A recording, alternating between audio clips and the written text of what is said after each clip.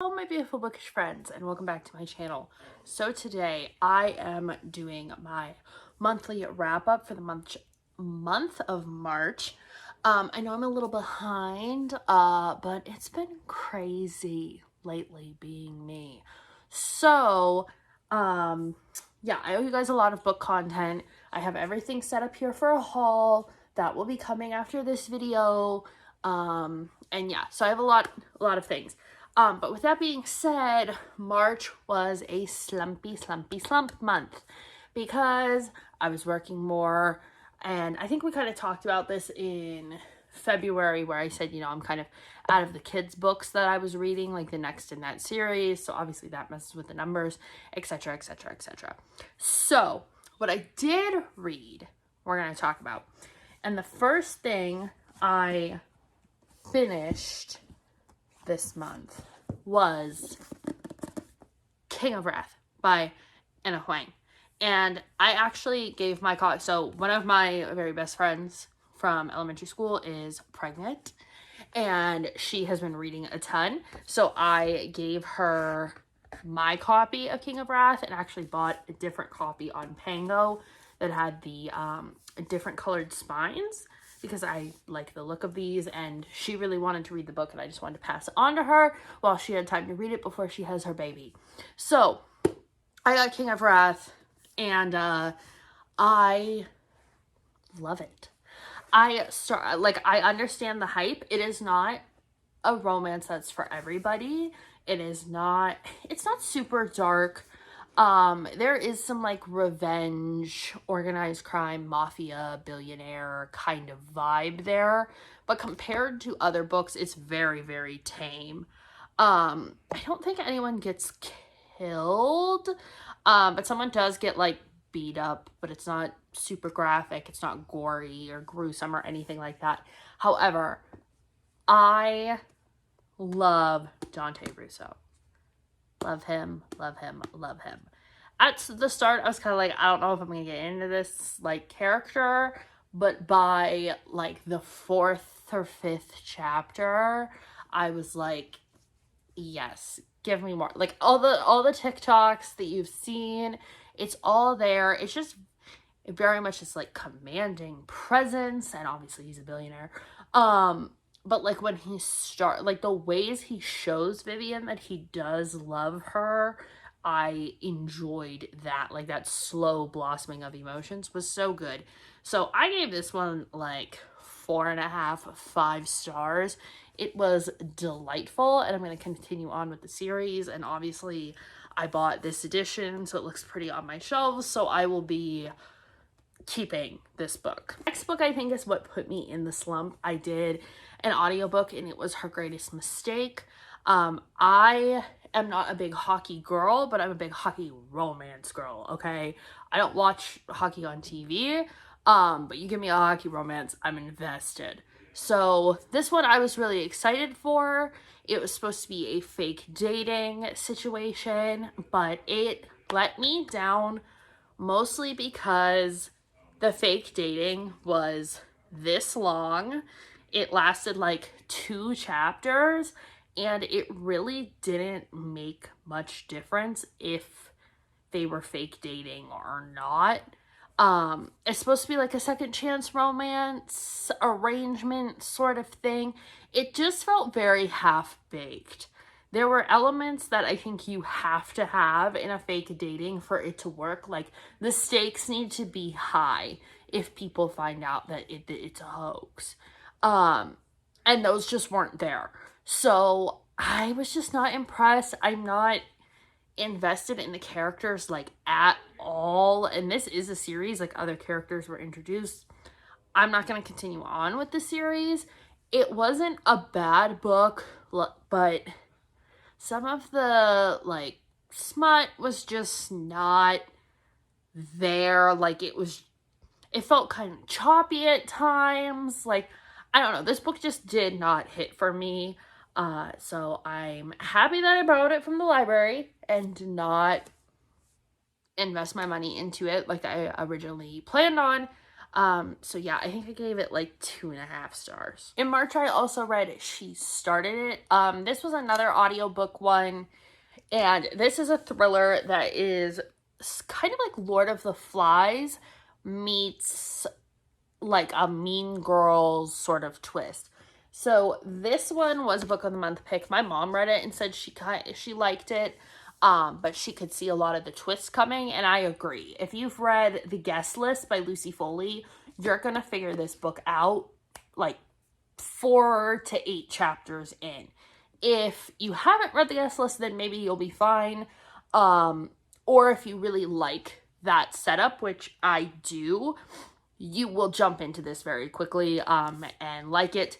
But it is a survival of the fittest. These women all go on a trip as bridesmaids for this girl that they used to pick on a lot, and they don't really understand why she's inviting them on this private island, this luxurious vacation. And then they get there and the games kind of begin. She takes their phones. She makes sure that they have no outside contact. She starts bringing up things they did to her in the past. These accidents start happening. All these different things. And you find out basically everyone on this island has something to hide, and you get each of their point of views. There is not a likable person in this whole cast. And truly, it's, if you pay attention during the first like 3 chapters, by the last 3 chapters, you'll kind of have everything figured out, because it starts at the end and then you go back. So if you like books that do that, you will love this book. It was quick. It was good. I just wish some of it would have been a little bit more thickly veiled. So I gave it like a 3 star. And I'm unhauling it, so this will be up on my Pango if anyone's interested in reading it. But it's pretty good. And if you're a kind of like a long-seated, like Pretty Little Liars meets Lord of the Flies is the way I would describe this. Then I read the 4th volume in the Wonder Woman New 52 series. This is just continuing on. It's so hard to talk about comic books and not spoil the whole series. So I will just say that this was, compared to the 3rd one, I felt it was a much better continuation. It was more clear about what was going on. But also like the proximity of time of when I read them is really close together. So maybe that has something to do with it, but I very much enjoyed it. I like the art style. It ended up being like a 4 star for me, just because they're so good and I put some weight into the art style and everything else.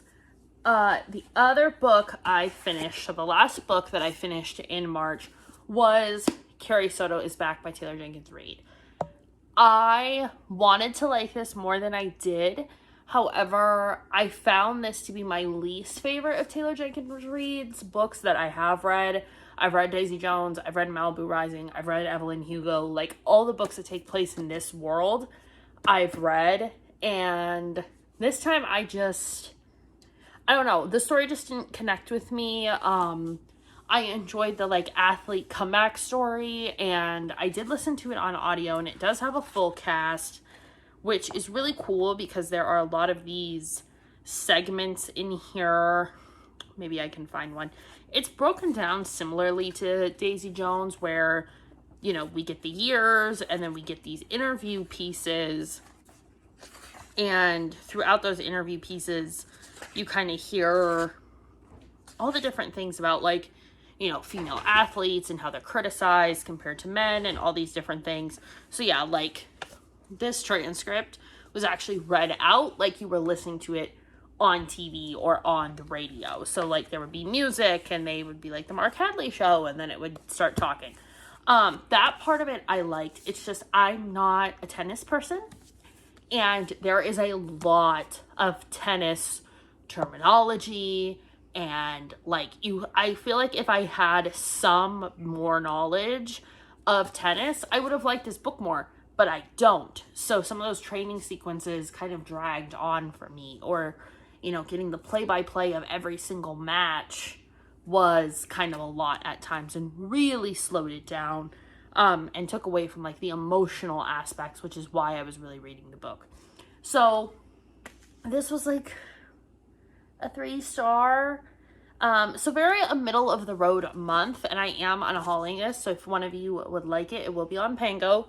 But just a very middle of the road month for me.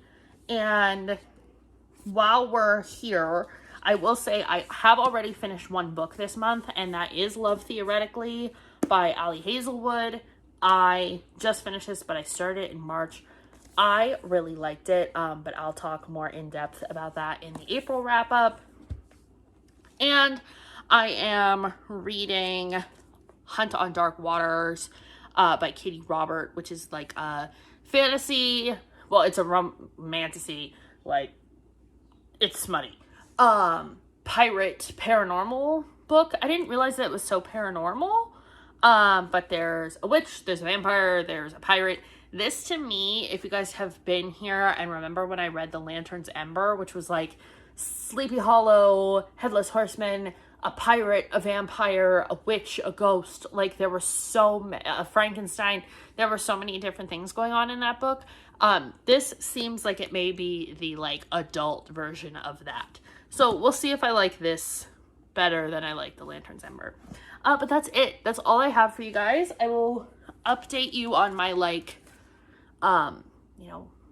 financial part of this whole thing. Like I've been showing how much I spend on books each month and how much I made on Pango.